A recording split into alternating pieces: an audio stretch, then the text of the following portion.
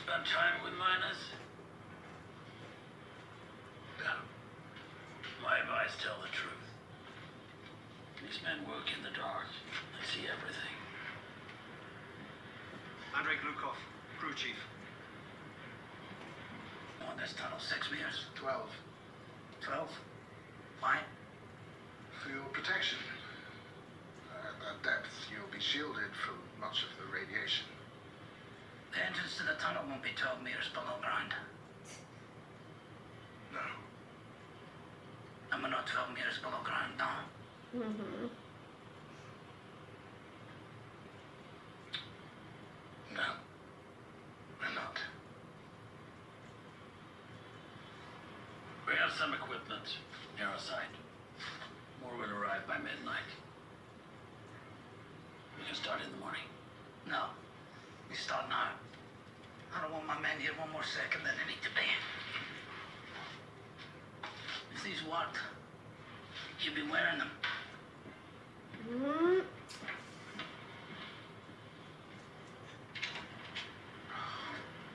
You kind of has a point. Are they all like that? They're all like that. Very direct. No time for the bullshit and politicking. For what purpose? What do you mean for what purpose? To dig your fucking tunnel, that's why. Who's talking to you? Oh, comrades. It's 50 degrees in there.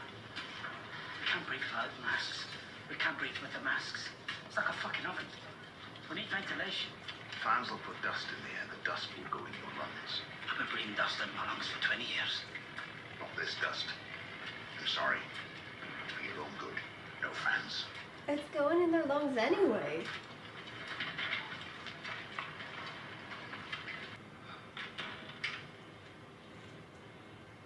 Oh my god.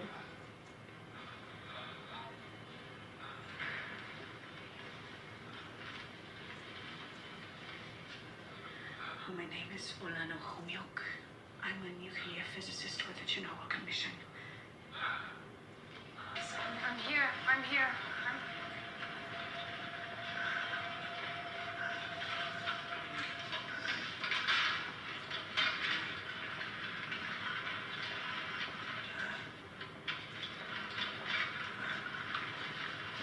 Have you been here this whole time? No one said I should leave. I did. 30 minutes, I said. Well, where have you been? When he's in pain. And a sore stick to his gown when he soils himself 5 times a night. I've been looking after him. Where have you been? I've been in the north and west wing, where there are dozens of patients from Chernobyl exactly like him. It isn't safe for you. He's my husband. Not anymore. He's something else now, do you understand? He's dangerous to you. He's burned. Go home. Please. It won't take much longer. I don't want him to die, though. Stay on the other side of the plastic. Or I'll have you removed by security.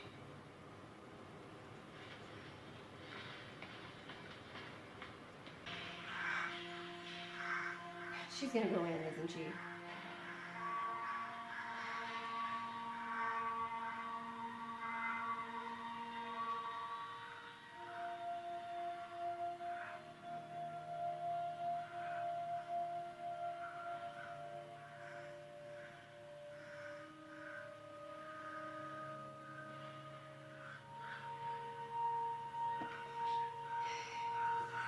Yes, my love.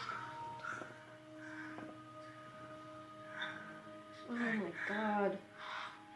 Oh, it's nighttime now. I think I dream. She's gone. Garcia.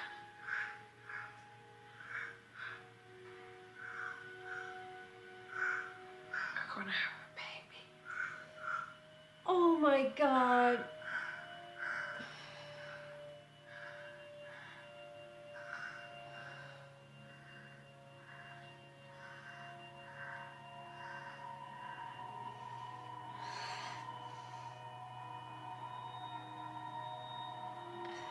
if that baby makes it, it's gonna be born with horrific birth defects. She didn't listen. I mean, I get it, but I'm sure Fire's out. she must not fully understand. It's out, Valera. The miners are making it crack. Oh, they wouldn't give us fans. It's too hot for clothes. So we're digging the old way. This is where our fathers mined. Really? We're still wearing the fucking hats. What do you want? You're not as protected. No. Can you tell me to make a The difference? clothes really make a difference. Yeah, exactly. Why didn't you initiate an emergency shutdown? Why didn't you press the AZ5 button? I did. I reported the increase to Camas, and he pressed the button. Leonid, that's not possible. He did. I swear. I saw him do it. And that's when it exploded. What? I mean, he definitely pressed that button. I remember that. Get out. Get out. Let me go. Let me go. Stop it. Stop it. You let her in that room, inside the plastic, touching him. Did you know she's pregnant? It's not true. What have you done? What kind of a place is this? Where is her protection? Do you have any idea what you're dealing with? Of course I do. Please, I do. No. People are going to hear about this. Wait. People are going to hear. Do you understand? Everyone is going to hear. What is everyone gonna hear?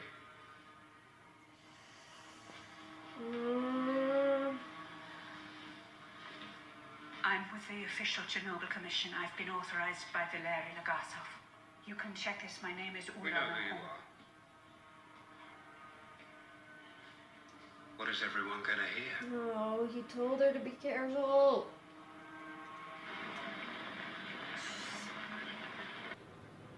I need help. So you will be accountable for her?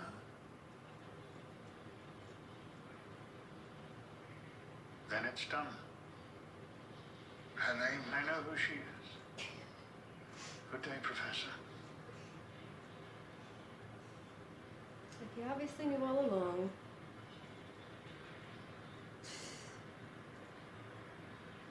Oh.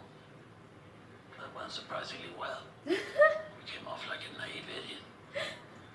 Best you could hope for. Naive idiots are not a threat. This was gone.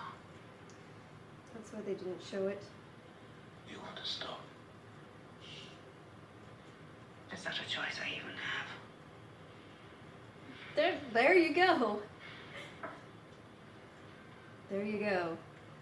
Day, Akimov pressed AZ5, and then the reactor exploded. If it had been just one of them, I would have put it down to faulty memory or delusion even, but they both agreed. They were adamant.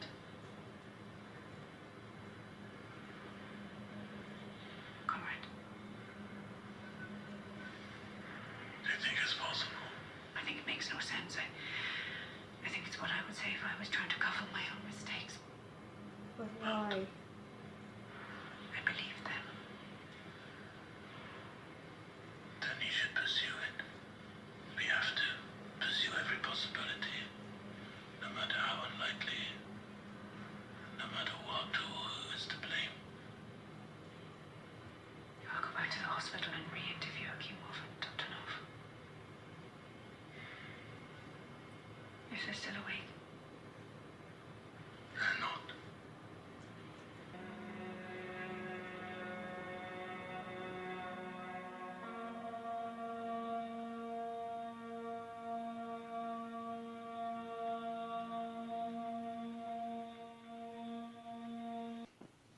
Okay. Alright, well, that was episode 3.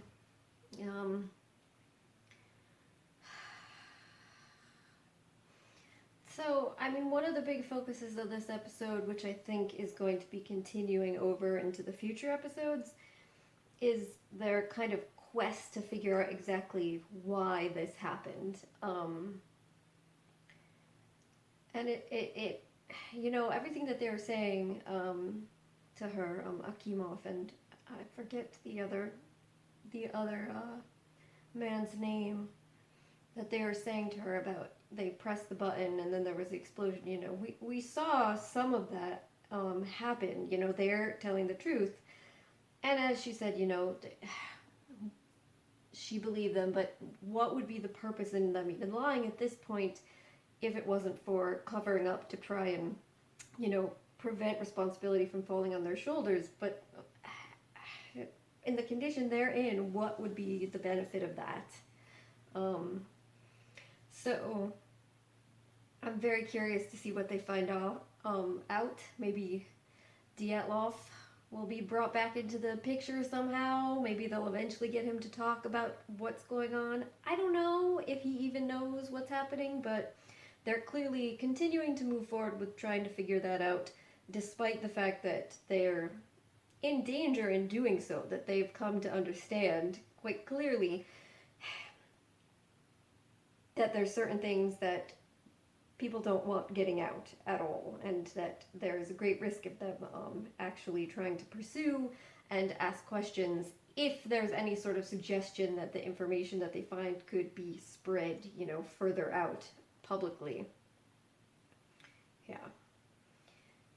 So I'll be interested to see how that progresses as they continue to try to work on this. I assume we're also going to see part of what they were talking about in the last committee meeting at the end there, where they are talking about the long-term plans for the area. I just going back to sort of what I was saying at the beginning of this video, and I was commenting on it throughout the episode too, especially as people kept bringing up the notion of choices. Do we have a choice? What is the choice? And then we actually see, you know, for instance, the miners basically saying, no, we're not going to go with you unless you provide more information, and you can just shoot us, or at least try to shoot all of us if you're not going to do that. So I'm giving a little bit of pushback in that situation. But I think ultimately what came out of this episode, it really just kind of reaffirmed what I was thinking, in that most of the people here either don't actually really have a choice. If the choice is between do what you're told or a bullet, is that really a choice? I suppose technically yes, but not much of one. And a lot of the people who are taking actions here also are doing so with very little information about the potential consequences that can happen to them. Even in situations like in the hospital, where she was told that she couldn't, you know, touch him, be with him for more than 30 minutes. Even in that situation, you know, where she was kind of warned off about being there at all, it's not as though she was told what would happen to her if she didn't listen to that. You know what I'm saying? So people are making fairly serious choices that will have a significant impact on their entire life, or whatever life they have left after this, without actually being fully aware of the choice they're making. And so I suppose for me, again, I don't want to take away from the kind of heroic nature of what a lot of people were doing there, because I think that it's important. I think, to me, maybe talking about them as being brave or potentially self-sacrificing might be a better way of putting it. And it's just because, to me, a lot of the times in serious situations like this, if you emphasize the idea of heroism, it's sort of like in that committee meeting where Sherbinov is just saying, and our heroic, you know, soldiers and our heroic firefighters and our heroic miners and are doing all their duty and blah, blah, blah. It's almost a way to kind of spin it, to try and make the story be more positive, put it in a positive light, and distract from where the responsibility should be lying. And I don't think that anything should be distracting from the tragic nature of the fact that no one should have been put in the position that they should have to make such a heroic, quote, choice, or that they should feel when presented with that so-called choice that they actually don't have any options. Yeah, so I don't want to focus on the heroism to the point that it takes away from the fact that there are a significant number of people here who hold significantly larger levels of responsibility and should not escape that because of a focus on the heroic individual level of things, I guess.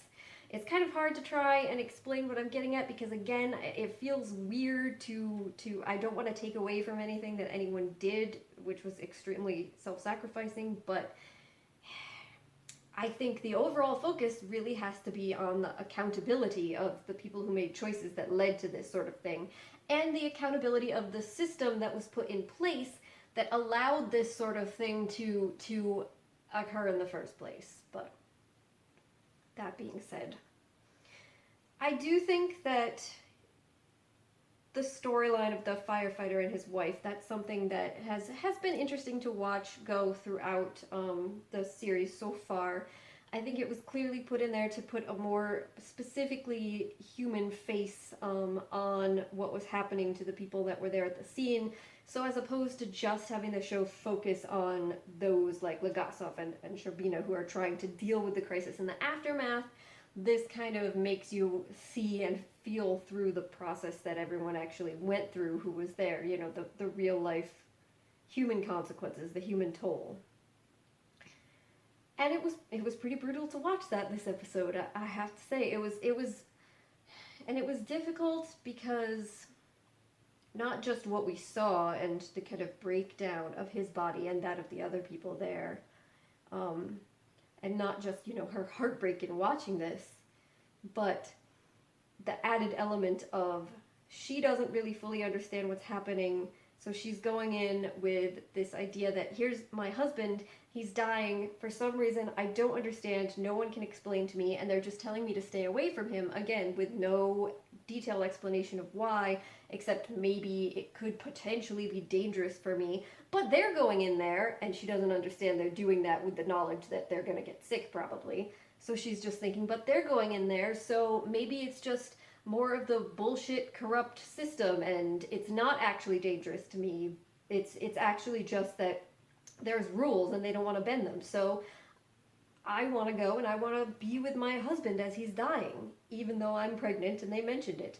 And so she does, and obviously, if that child is even born, it's going to have severe birth defects from the amount of time that she spent close to him, literally touching him as he progressively got worse.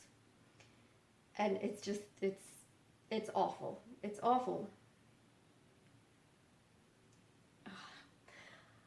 I'm sorry, I'm just, that was really hard to watch. And the last scene of just covering their bodies in cement, because I don't know if it maybe would hit home to her in that moment that he was so dangerous and radioactive that they literally have to encase his body in a kind of tomb that they hope won't break down into the environment, so his body can't biodegrade, because that would continue to be harmful. So yeah, but alright, so this was a rough one for me, guys. I think I need to go and watch Good Omens or something a bit more positive, cheer myself up, and but it's an excellent show. I mean, it's powerful, it's fascinating. I don't want to say I'm enjoying watching it. I think it's very well made, but it's really upsetting. I find myself being increasingly angry at the end of every episode, so I'm sure that will continue going forward. But alright, I'm gonna wrap this video up here, and if you have any thoughts, questions, comments, please do leave them down in the comment section below. Otherwise, I'll just say thank you very much for joining me again today, and hopefully I'll see you next time. Bye.